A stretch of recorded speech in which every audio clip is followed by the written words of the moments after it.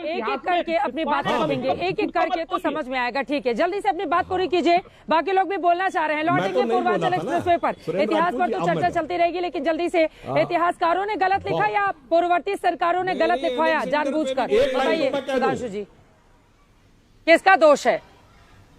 हाँ, एक लाइन में बोलता हूं। सुरेंद्र जी, आपने बहुत बोला। आप लखनऊ के, आप भी रहने वाले। लखनऊ के पास काकोरी कांड हुआ था, जिसमें रामप्रसाद बिस्मिल और अशफाक उल्ला खान जी को फांसी हुई, जिसके बारे में चंद्रशेखर आजाद जी का उल्लेख कर रहे थे।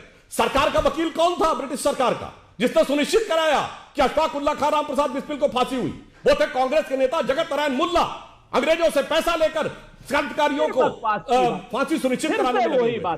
जब सावरकर को सजा हुई 1911 में, कांग्रेस का अध्यक्ष कौन था? विलियम हडनबर्न, जो ब्रिटिश सरकार का सेक्रेटरी था। और सुनिए, 1914 फर्स्ट वर्ल्ड वॉर, कांग्रेस ने प्रस्ताव पारित करके अंग्रेजों का समर्थन किया। अरे जवाब दीजिए, थेथरई की बात मत करिए, जवाब दीजिए। क्यों था आपका वो नेता?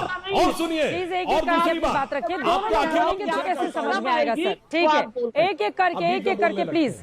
मैं तो नहीं बोलता हूँ, ये बोलने लगते हैं। आपको एक एक करके जल्दी से सुधांशु जी, सिकंदर वाले बयान पर एक मैं वारिस पठान साहब की भी प्रतिक्रिया लेना चाहूंगी। जल्दी से अपनी बात पूरी कीजिए।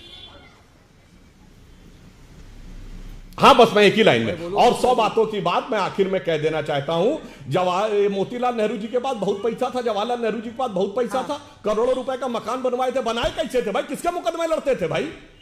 हम लोग तो भुखमरी और अकाल झेल रहे थे, भारतीय तो बहुत गरीब थे, तो ब्रिटिश सरकार के ही तो मुकदमे लड़ रहे होंगे, वरना कौन पेमेंट करता था उनको कि करोड़ों का मकान बना लिया? कि हजारों रुपए उस जमाने में फीस मिलती थी, कि ऑक्सफोर्ड के चारों गेटों के ऊपर एक एक गाड़ी खड़ी रहती थी। मुझे जवाब बता दीजिए, उनके आय के स्रोत क्या थे? तो अंग्रेजों के साथी मिलकर तो थे। और आखिर में जवाहरलाल नेहरू 15 अगस्त 47 को प्रधानमंत्री नहीं बने जनाब, 16 सितंबर 1946 को बने। किसमें? ब्रिटिश क्राउन के अंडर में शपथ लेकर, लॉर्ड माउंटबेटन की शपथ लेकर, अंग्रेजों की निष्ठा की शपथ लेकर गुलाम भारत में प्रधानमंत्री बने। काहे शपथ ली थी भाई? जबकि राम मनोहर लोहिया और जयप्रकाश नारायण जैसे लोगों ने मना कर दिया था शपथ लेने से, कि हम रानी के नाम निष्ठा की शपथ नहीं लेंगे, मगर नेहरू जी ने लेके तब बताया। अब जवाब दीजिएगा इसका। चलिए ठीक है, सुरेंद्र राजपूत जी, इसका आप जवाब दीजिएगा जल्दी से। वारिस पठान साहब से 2 लाइन में। अब ये सिकंदर महान बताने की कोशिश गई थी इतिहास में, और इसको बदले जाने की जरूरत है। कैसे देख रहे हैं इस बयान को आप? बताइए वारिस पठान साहब। देखिए चित्रा जी, सबसे पहले तो योगी जी का जो इतिहास का नॉलेज है वो बहुत ही कम है। अभी सुधांशु जी तो यहाँ पर बैठे हुए, सुधांशु जी ने काफी सारे सबके घोड़ों के नाम भी बता दिए, तो कुछ मैं हिस्ट्री के ऊपर सुधांशु जी को भी बताना चाहता हूँ कि क्यों योगी जी गलत है। अलेक्जेंडर बॉर्न हुए थे 356 बीसी के अंदर, उनका डेथ हुआ 323 बीसी में। ही लिव्ड ओनली फॉर 33 ईयर्स, सिर्फ 33 साल की उम्र। चंद्रगुप्ता मौर्य बॉर्न हुए थे 340 बीसी में, डाइड 297 में।